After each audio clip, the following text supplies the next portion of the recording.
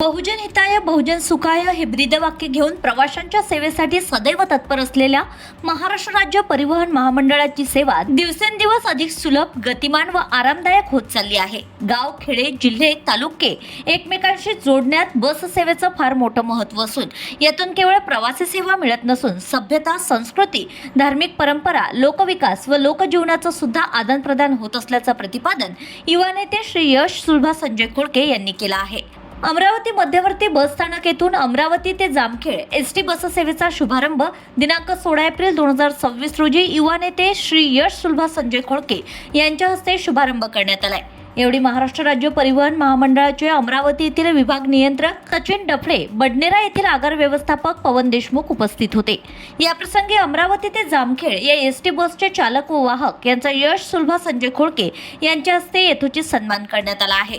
अमरावती जिल्ह्यातील तसेच अमरावती शहरातील अनेक नागरिकांचे मूळगाव बीड व अहमदनगर जिल्ह्यातील जामखेड, पाटोदा, शिरूर, आष्टी, करमाळा या तालुक्यांमध्ये आहे। सदर नागरिकांना गावी ये-जा करण्यासाठी सध्या मर्यादित बससेवा उपलब्ध असून त्यात अनेक अडचणी येत आहेत। सध्या अमरावती ते बीड या मार्गावर सकाळी 5:30 वाजता व 9 वाजता अशा दोनच बससेवा सुरू आहेत, परंतु या सेवांमध्ये विलंब अथवा बिघाड झाल्यास प्रवाशांना बीड येथे अडकून राहावं लागतं।